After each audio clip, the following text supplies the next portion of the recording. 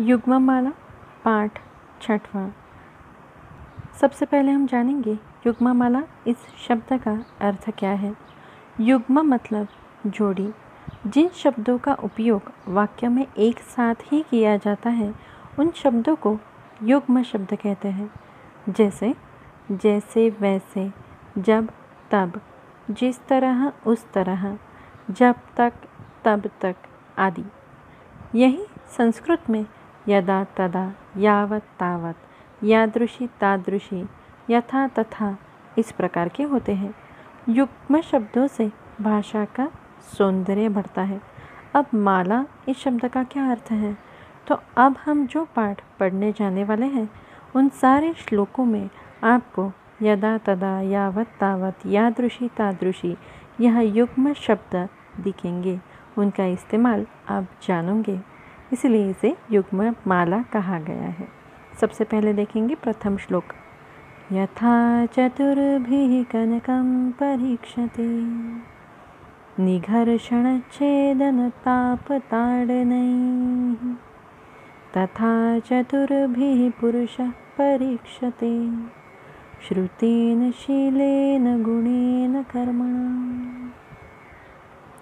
यथा जिस प्रकार, तथा उस प्रकार, जिस प्रकार सोने की परीक्षा निघर्षण घिसकर, छेदन तोड़कर, ताप गरम करके, ताड़ने ही से ठोक कर की जाती है, उसी प्रकार मनुष्य की परीक्षा 4 प्रकारों द्वारा श्रुतेन उसकी बुद्धिमत्ता से, शीलेन उसके चारित्र से, गुण से और उसके कर्मों से की जाती है।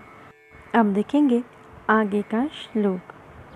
उत्तमो नातिवक्ता स्यात्, अधमो बहुभाषते, सुवर्णेन ध्वनिस्तादृक्, यादृक् कांसे प्रजायते। भावार्थ, उत्तम व्यक्ति शांत प्रवृत्ति के होते हैं, अधम बढ़ाई खोर होते हैं। जिस प्रकार तांबे के बर्तन के गिरने पर आवाज़ होती है वैसी आवाज़ सोने के बर्तन गिरने पर नहीं होती। इसीलिए हमने हमेशा शांत ही रहना चाहिए। इस श्लोक का यह अर्थ है विद्यार्थी मित्रों कि थोड़े से ज्ञान को प्राप्त करके हमें बहुत उन्मत्त नहीं होना चाहिए, हमें बहुत बढ़ाईखोर नहीं होना चाहिए। अब देखेंगे आगे का श्लोक। यदा किंचित तज्ञो द्विप इव मदान्धसमभवम्, तदा सर्वज्ञो अस्मीत्यभवदवलिप्तं मम मनः। यदा किंचित किंचित् बुधजनसकाशादवगतं, तदा मूर्खो अस्मित् इति ज्वर इव मदो मे व्यपगतः। श्लोक का अर्थ, जब मुझे थोड़ा सा ज्ञान प्राप्त हुआ तो मैं मदोन्मत्त हाथी की तरह बड़ा गर्वयुक्त हो गया, लेकिन जब मैं बुद्धिमान लोगों के साथ उठने बैठने लगा, उनसे मुझे थोड़ा ज्ञान प्राप्त हुआ, तब मैं तो कुछ भी नहीं जानता, यह समझकर ज्वर की भांति मेरा गर्व दूर हो गया। तावत् भयाद्भिः भेतव्यम्, यावत् भयमनागतम्, आगतं तु भयं वीक्ष्य, नरः कुर्याद् यथोचितम्। इस श्लोक में भय इस शब्द का अर्थ संकट ऐसा लेना है, ना कि डर।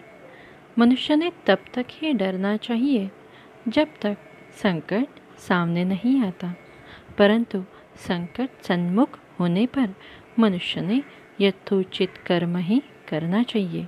इसका अर्थ ऐसा है विद्यार्थी मित्रों कि हमें पूरी तरह से प्रिकॉशन लेनी चाहिए, ध्यान रखना चाहिए कि हम किसी संकट में ना फंस जाएं। लेकिन अगर हम पर संकट आ ही गया तो हमें मनुष्य की तरह उसका सामना करना चाहिए। यादृशं वपते बीजं, क्षेत्रम् आसाद्य कर्षकः, सुकृते दुष्कृते वापि, तादृशं लभते फलम्। किसान जिस प्रकार का बीज अच्छा या बुरा अपने खेत में बोएगा, उसी प्रकार का धन धान्य वह प्राप्त करेगा। उसी प्रकार मनुष्य अपने अच्छे या बुरे कर्मों से जीवन में अच्छा या बुरा फल प्राप्त करते हैं। इसलिए मनुष्यों ने हमेशा अच्छे ही कर्म करने चाहिए। धन्यवाद बाल मित्रों। यहाँ पर हमारा 6वां युग्ममाला यह पाठ पूर्ण हुआ। यह पाठ आप सबको कंठस्थीकरण के लिए है, इसीलिए इसे याद करके रखना। धन्यवाद।